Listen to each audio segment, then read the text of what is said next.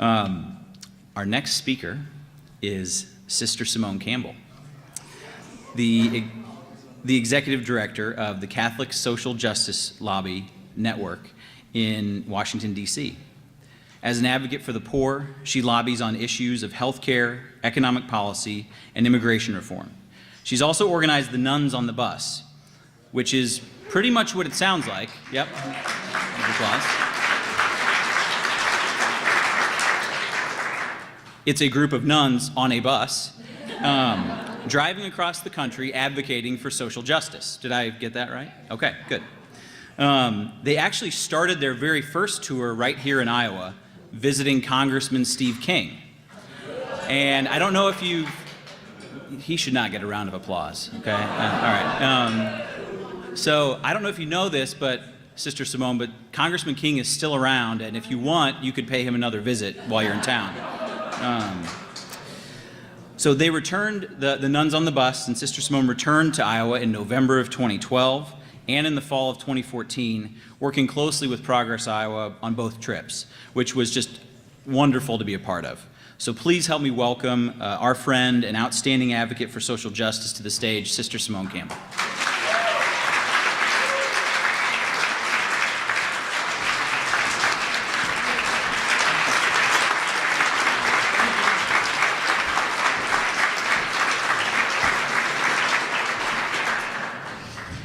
I advise, lead a quiet life, join the convent. That's my experience. I have to say, Marcia, I didn't realize that we had a connection, because what got me started in politics at a very young age was the Kennedy election. And my sister and I were Kennedy girls in Southern California, where the Los Angeles hosted the Democratic National Convention. And our parents took us up to the convention. And we were at that age where we sort of had a really crystal clear idea of morality, and either you were with us or you were against us. And we were at the Biltmore Hotel. I remember this vividly. And my sister was younger than I, and she was standing in front of me at the crowd at the bank of the elevators, and out comes Lyndon Johnson. Ooh. A bad man, a very bad man, as my sister and I would say, being Kennedy girls, of course. And he, ever the politician, wanted to kiss my cute little sister. Well, my cute little sister was having nothing of it. And so she knew you were supposed to shake hands as the alternative. So she puts her hand up and accidentally batted his nose. And then we were both so embarrassed, humiliated. We thought, uh-oh, our first foray into politics, and we're already hitting people. This is terrible. But since then, I've come to learn that what really matters is recognizing each other, is being connected to the stories, to knowing how we share this basic field of concern for our people. And so I want to say to you all tonight that in Iowa, the great agricultural state that you are, I want to say you are the seeds of hope. You are the seeds that make hope possible for so many. And I want to tell you a few stories, because I really believe that what we desperately need is not more policy talk. We need to hear the stories of our real people that are struggling.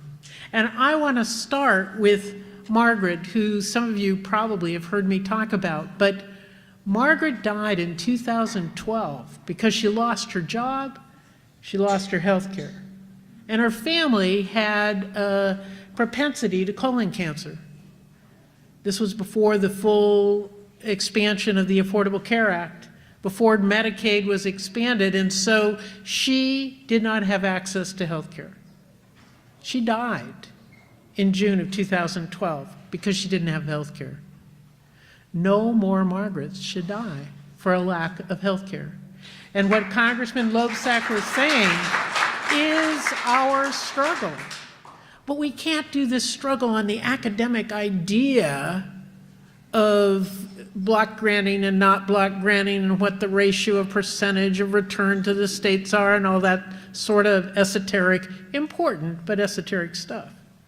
What we have to do is talk about our people who will die without access to health care. And here's one who did. We know their names, we can lift them up, we can make a difference.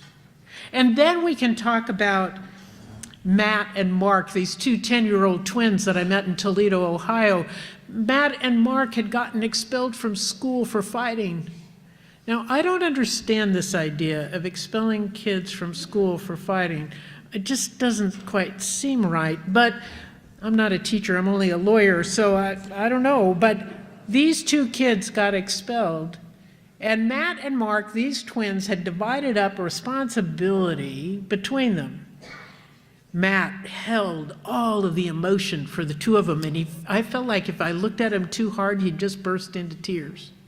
And Mark was going through the world, shaking hands, being in charge, taking care of business. And as we talked, Mark said, "You want to see our clubhouse?" He had gotten connected with Sister Virginia up in Toledo and the Padua Center, and they had a clubhouse for kids who had been suspended. And he took me up to their clubhouse, and I saw his work papers, and I saw all that he was engaged in, and he showed me his computer, the computers that they used, and he said, "I can't touch them now, though. Mr. T isn't here." And I thought, for a 10-year-old, that was pretty good. That was a lot of restraint. And then he says to me, "Do you want to see something pretty?" And I thought, what does a 10-year-old boy think is pretty? Of course I want to see something pretty. And he went over and said, "Come with me." And he goes over, he throws open this door, flips on a light, and it's a bathroom. It's a bathroom that's fairly newly redone, and the light glistened off the tiles on the wall. And he said, "Isn't it beautiful?" And these tiles had a blue fern print on it. And he said, "You can touch it if you want." And he reached up his finger and ran it across the beveled edge of the fern pattern. "I love this," he said. And what I realized is this was beauty in a young kid's life. A kid who was struggling so hard, a kid whose mom was bedridden because of multiple sclerosis. And he and his brother were the sole caretakers for their bedridden mom. Because he got expelled, their mom got help. He got help, and his brother did too. But those are the stories we need to tell, because it matters. Not in theory, not in power politics, but to the kids of our nation. It matters what these policies are.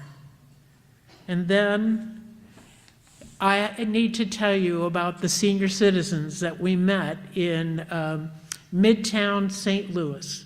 Miss Bobby has organized her neighborhood of all the senior citizens in the area to do urban farming. But the senior citizens very quickly said, "We can't do farming and bend over that far." Now, I, as a person who's also getting older, as Marcia is, I have to admit that I'm not about to be digging in the ground so much. So Miss Bobby, their ringleader, organized the teenagers in Midtown St. Louis to build raised beds.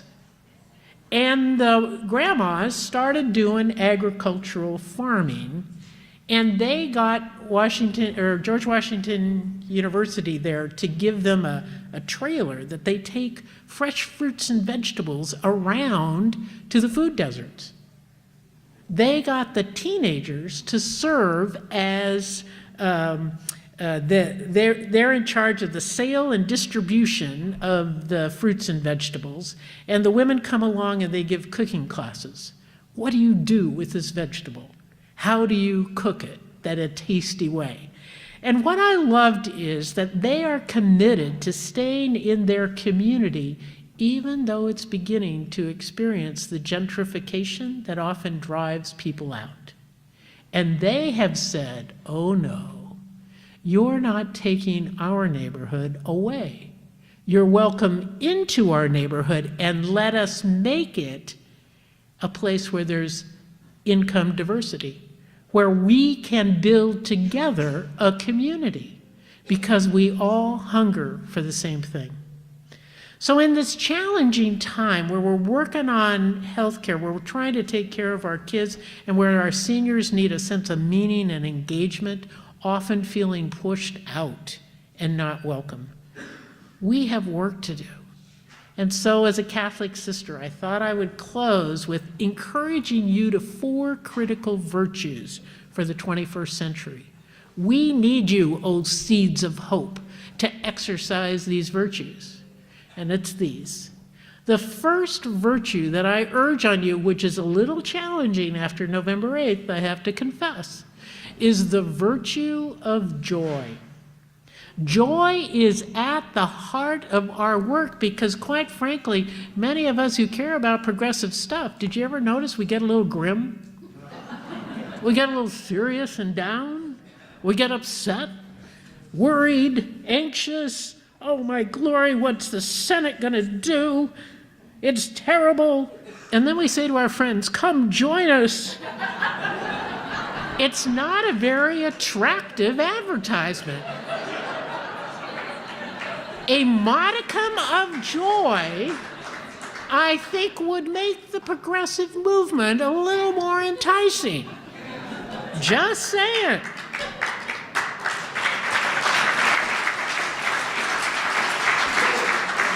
Easy to applaud at a celebration of a holiday party, but really essential for the future.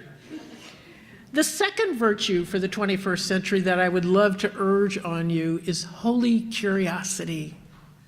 Our nation is in dire need of curiosity about how others think, about what's going on. How are you thinking about it? And not using the question as a time to then give a lecture on why they should change their minds. We need to be curious, because until we understand the different, we're not going to connect and really make change. That's the challenge, is we talk to each other all the time. It's really comfortable, it's really nice. Do you know, we were on the bus this summer and we went to the Republican convention and we did lemonade ministry, and we dragged red wagons with big igloo containers of lemonade, and we asked 3 questions. Think about what answer you would give. The first one was, who in your family is it difficult to talk to about politics and why? The second one was, what worries you in this election cycle? And the third one was, what gives you hope for our nation? And we did the same thing at the Democratic convention. But at the Republican convention, we discovered that at least 1/3 of the respondents, the delegates, the folks with credentials, that was my line going up and down as they were waiting for security, at least 1/3 of them had a hard time thinking of what gave them hope.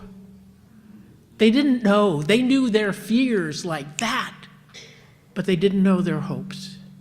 And for me, that is what this election was about. This election was about fear and division and separation. It wasn't about hope. It was about anxiety. And we, the people, need to talk to each other so we can understand that and weave us back together. So holy curiosity.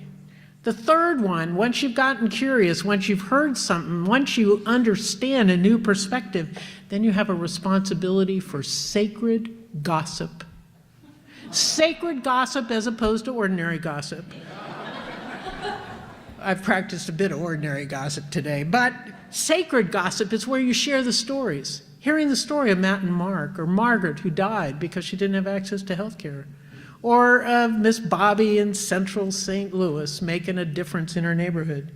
Sacred gossip weaves us together because I always love to hear what other people think, what's going on, what's happening, what have you discovered? And then finally, the fourth virtue for the 21st century, which is critical for this crowd here, is the virtue of doing your part.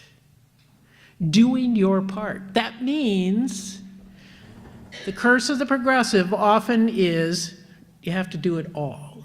Did you ever notice that? You get all of these, solicitations this time of year. I hate it. Except do give money to Progress Iowa. That's important. But it's give money here, give money there, give money here, give money there, and then you're supposed to be on this committee and that committee and and often what happens is you got too many places to be, you're never quite in any one of those places. And this is the lesson of community.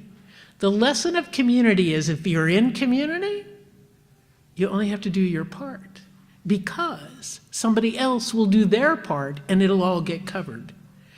The critical need, I believe, for those of us who share this concern for the common good, not my individualistic good, but for the common good, is that we all do our part and do it intensely.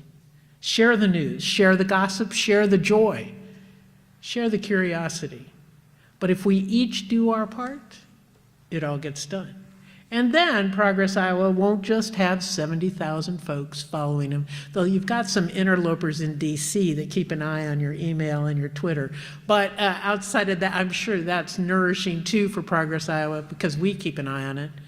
But what I want you to know is, seeds of hope that you are, if you do that, if you bring joy, if you bring curiosity, if you bring sacred gossip and the commitment to do your part, Iowa's going to be in good shape. I know that because that is the way life and community is built. So are you game? Willing to give it a try? Keep at it? Thank you very much.